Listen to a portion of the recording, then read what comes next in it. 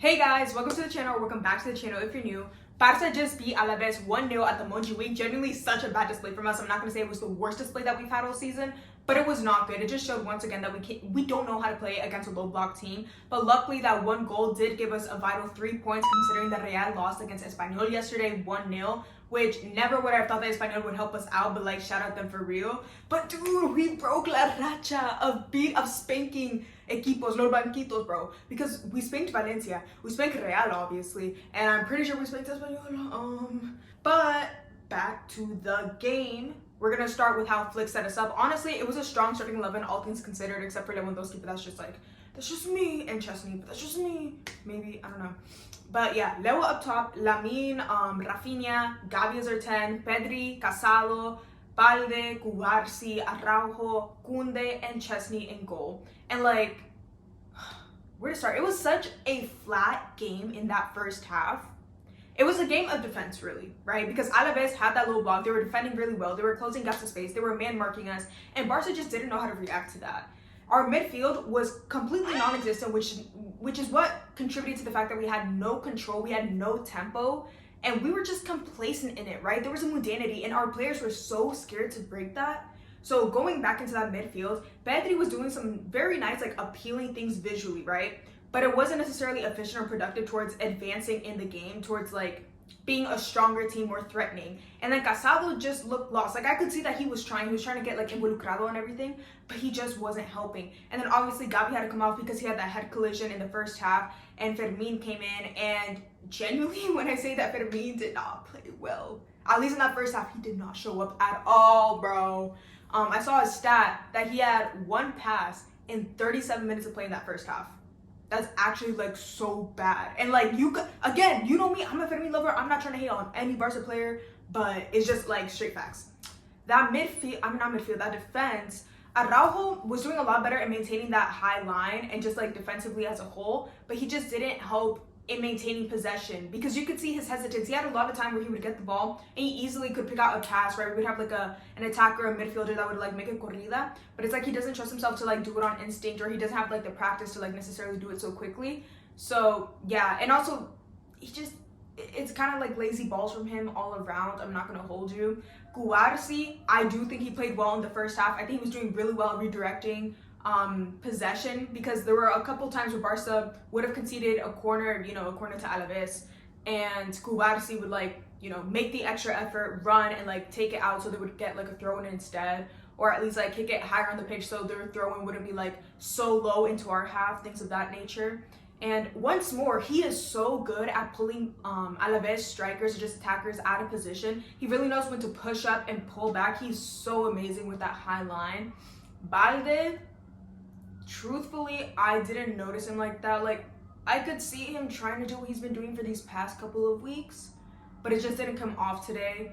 I believe it was an Argentino defense on that left side, and he was really strapping Balde, or like more so giving him a difficult time. That's what I should say, giving him a difficult time. Kunde, kind of the same thing, but I think today he was playing a lot better defensively, which was a critique of mine. Like, within the past couple of weeks, we've seen Kunde like moving higher up, playing more attacking, and his defensive game has like suffered because of that. But again, I think it was better in that first half, but I wouldn't say great. Now, bro, I'm freaking done. I'm flipping done. I forgot about Lamine's Ankara run. We cannot not talk about that, because he took on, what was it, 7, 8 players? Dude, when I said that Barca was playing mundane and that they were complacent, it's because in the first half we really struggled to, first of all, set a tempo, because again, we had no midfield. We had no genuine consolidated possession on the ball, right? We could not string together passes, and Hansi Flick was really frustrated about that on the sideline. But Lamine Yamal, what made him stand out so much in that first half is the fact that he would like break the equilibrium. Like, he would change the tempo. Our players were so scared of messing up that we just wouldn't break anything. That's why we could never like become dangerous in that first half, why we could never like edge into the box. Our most successful attacks, or just plays in general, came off of Lamine's feet, because he's the only one who would accelerate, decelerate, and like kind of switch things up, switch with the momentum. We had dynamics, and I use that word in every single video because that is just what you need. Like, this game is directly correlated with the word dynamics. And that is what, I mean, he brings dynamicism, bro. I love that word. One more thing, Lewandowski, non-existent. This is just a continuous theme with him week after week after week, actually months now. He has just been not good for months on end. But it also makes me rethink, because I know I'm talking about the first half right now, but it honestly, frick the chronological order, bro, because he scores, and good players are good players when they play bad games. And it's not like a Rafinha thing when I was saying this about Rafinha, how sometimes he doesn't have like necessarily good games, but he still like, you know, converts or whatever. No, Lewandowski genuinely has bad games after bad games, and yet he converts, and it's always so vital to the team. So it messes me up, because I'm just like, I don't know how to perceive him as a player, because at the end of the day, his job is to score, and that's what he's doing. Like, he's literally fulfilling his job. But like, aside from that, he not only not offers anything to the team, but he takes away from the team. Like, he deteriorates areas of the team. So it's so difficult to like rate him as a player, because he's doing his job, but also he's not like, he's not well-rounded. Like, I know you know what I'm saying. But yeah, in that first half, he had 1 shot, 2 passes. He had 9 touches on the ball within, it was 45 minutes plus 6 minutes of extra time, 51 minutes of play, 9 touches. And he won 1 out of 5 aerial duels, bro. Like, he is an enigma. I don't know how to rate him. Like, I really don't. And you can see, like, Hansi Flick doesn't necessarily know either. Like, I don't know if he keeps him in. Definitely some sort of bias because he coached him previously. But also, it's in the same vein that Ancelotti took out Vinicius and there was so much controversy, because how you're going to take out Vinicius when he's your most, like, attacking, like, most definitive player on Real, you know? And it's like, if you take out Lewandowski, it's kind of the same thing, because even though he's not necessarily playing well, like, he's your most definitive player because he randomly comes in clutch. So if you take him out, you kind of lose that option. You're kind of setting yourself up. Anyways, moving into second half, Hansi Flick makes some rotations during halftime. He puts in FDJ for Casado, which I wanted to note in the first half that I thought FDJ should come in, because I was like, oh, Frankie's been playing well over the past couple of weeks. He's been getting into like a better quality of play, like more, definitely consistency within him. And every time that he plays with Pedri, he helps Pedri amplify his play, supports him very well. So I think that was an excellent rotation, and like, very evidently so, because also Eric Garcia came in for Araujo, which was also necessary because, as I noted, Araujo wasn't helping a lot in that possession. And even though Eric Garcia is definitely less athletic to Araujo, and if we're talking like just defensive standpoints, I think Araujo is a better defensive player. But if we're talking about like foundational creatives, you know, adding to the attack, I kind of talked about this on TikTok. Our center back duo, like since became Puyol, probably even before that, but in general, like Barca's team is very tethered together. Every role is very instrumental in the play of the team, because we are a team system. We're not a team that relies on individual players such as like Real Madrid, for instance. From our defensive line, including that center back duo, we rely on like offensive contributions on build-up, right? That's like the foundation of our attacking tactics. So in the previous match in the Champions League, when we played Araujo with Eric Garcia there, I really noticed the absence of Cubarsí. And not only that, but the absence of Cubarsí with Inigo Martinez. Because something that both of those players have is that they have vision, bro. They can play you diagonal, through ball, through passes, lobs, over the top, whatever. They're just very creative. They give amazing balls, great distribution from the back line. And then we obviously have Balde and Koundé, which on their like best games, they are so threatening in the attack. So to like my original point, Araujo, like I said, he's uncomfortable playing the ball, with distributing the ball, at least creatively, right? And then there's Eric Garcia, who I think is more like a stock player. Like, the person you pair him with is how he's going to play. So he has the capabilities of being more creative. Even when he plays with Araujo, you can see he's the more creative one of the two. But when they put in Eric Garcia for Araujo and he was playing paired with Cubarsí, it was like he rubbed off and he was like, okay, we're going to fluctuate more. This formation is not going to be as rigid. We're going to be moving around, add some fluidity, move the ball around more. I'm kind of repeating myself right now, but that is definitely what we saw in the second half. I also want to bring up Fermin Lopez, who had some very good runs in the second half that were helping a lot in advancing into Alavés' half. He definitely woke up. He defrosted. What is that Mariah Carey thing, like that? Oh, yeah, that was literally Fermin Lopez. Circling back to Lamine Yamal, whole match, second half, runs were mad. Had defense, midfield, attackers on skates, tacos, ruletas, freaking, I don't know. Like, I can't remember, but he was just so good. And there's so much conversation surrounding the fact that his extension with Barca has him getting paid $8 million, which is like the fourth or the fifth highest player at the club, because he's 17 years old. And people were just like, that's too much for a 17-year-old, or it's going to corrupt him, or blah, blah, blah, blah, blah, right? But you have to remember how vital he is to this team, because he is genuinely a brick, a stepping stone into the success. And we're talking at the very bottom of the barrel. So, like we saw today, how vital he is. Everybody else can be playing booty butt cheeks ass. But if he's at the bottom, he is holding us together. We have something to stand on. We have something to build off of. Without him there, oh girl, we are shaky. We're about to fall over. Doesn't mean we have to, right? We can add more to the bottom, make it a freaking pyramid so we're actually like, todo nivelado and everything. But at the moment, we are not a pyramid. But that's okay. We build, we learn, we grow. But enough with the philosophical, BS or whatever.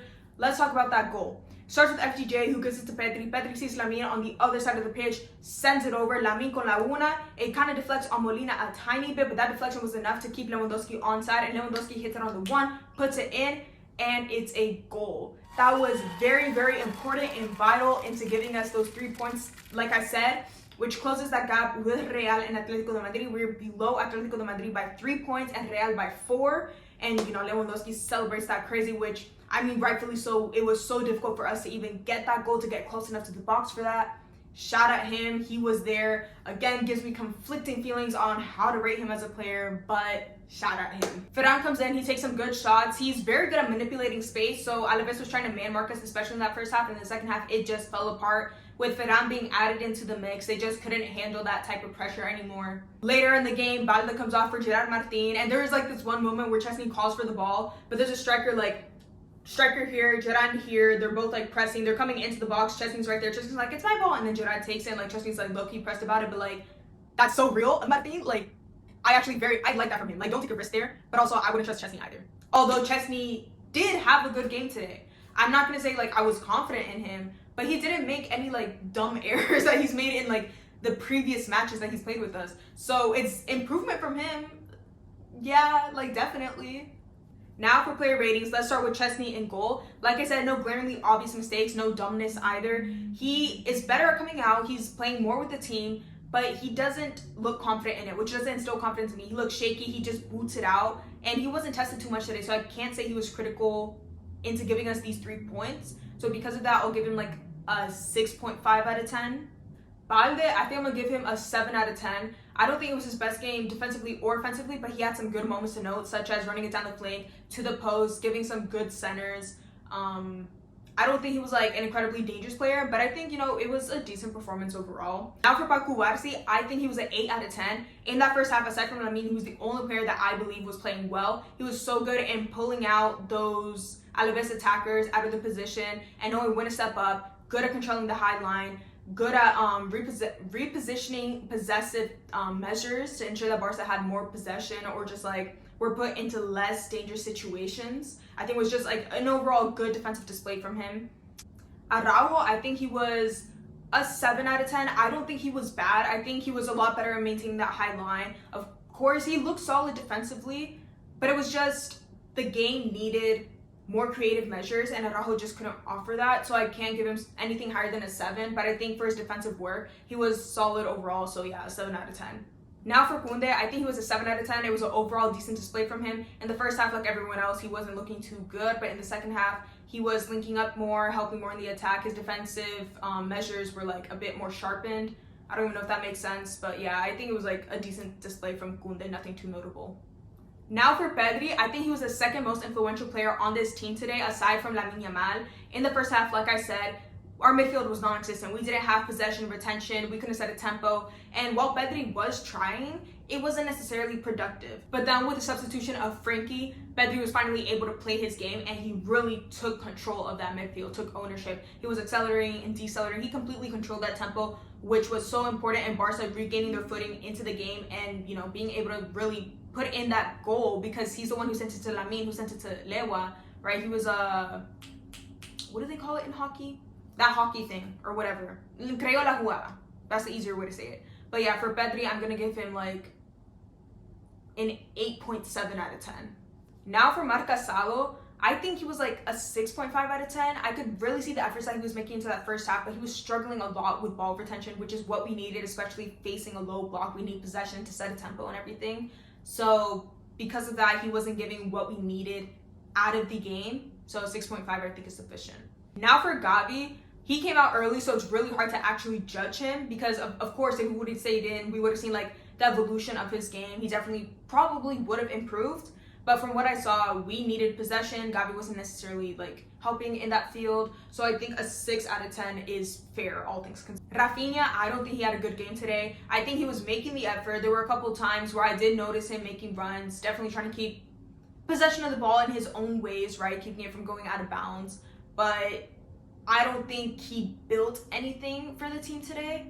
So because of that, I'm going to give him like a 5.5 out of 10, maybe a 5 out of 10. I don't know. Honestly, I didn't really notice Rafinha too much today. So I think like a 5 out of 10, to be honest. Now Lewandowski, I mean, I already had my whole spiel about him. He scored an important goal. Like, it was vital. We needed those 3 points. So because of that, I'll give him like a 7 out of 10. I think that's fair just because of the importance of that goal. But genuinely, like, his game was not a 7 out of 10. We all know that, but yeah. Lamine Yamal. Okay, 17 years old. I think he was the most important player on this pitch today. He was the most dangerous in the first half and in the second half, in my opinion. He was doing so well in getting past midfielders and defenders for Alavés. I don't know. It's just really unfortunate that he wasn't able to get on the score sheet. I think he was a 9 out of 10. Now, let's talk substitution, starting with Frenkie de Jong. He has been consistently good these past couple of games, and every game that he comes in, he just becomes better. He's getting into better form. And I really like this pairing of Frenkie with Pedri. They bring out the best in each other. And I think Frenkie was so influential in us regaining control in this match against Alavés. So because of that, I think he deserves a 7.5 out of 10. Now, Eric Garcia for Araujo helped a lot in that possession and that distribution from the back line. I think him and Cubarsí were looking better than him and Araujo for what the team needed right now against a low block, high attacking, high press, man marking, whatever you want to call it, Alavés team. So additionally, I want to give Eric Garcia a 7.5 out of 10. Now Ferran, I don't think he was like crazy influential as compared to like Frenkie and Eric Garcia, but he had like a good shot. He was exposing gaps of space, you know, moving around. I don't know. I think it was a decent sub and like performance. 7 out of 10.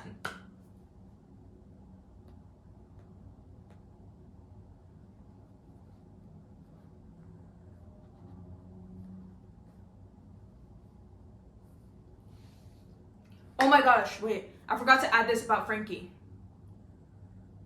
Frenkie has been...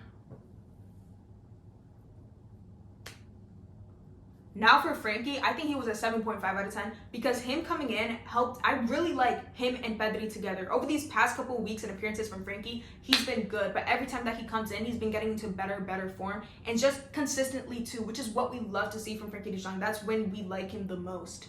And in addition to that, Casalo hasn't been in as good as form, right? Hasn't had such a good string of performances. So because of that, I think Frenkie should become part of the starting 11 instead of Casalo, which I never would have thought I would have said that earlier in the season because I loved Casalo's play. But as of recent, and just like comparing the two, what do you guys think? I think that Frenkie should start starting over Casalo. I think he's merited it by this point.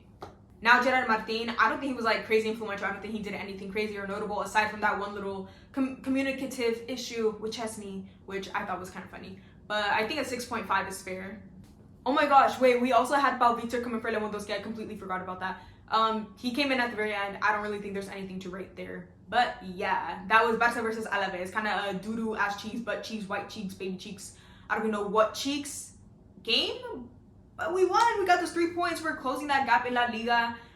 It's becoming more attainable. Maybe we can hit a treble this season. I would love to see that. But I don't know. Let me know your thoughts about this game in the comment section down below. Did you think Chesney looked better? Do you think Frenkie should start starting over Casalo? Dang, that's a mouthful. You know what else is a mouthful? I'm kidding. I'm literally kidding. I'm joking. But yeah. Like, comment, subscribe. I don't know, you guys have free will, but I'll see you midweek after Barca goes against Valencia. And yeah, thank you guys so much for hanging out with me. I'll see you in the next one. Bye.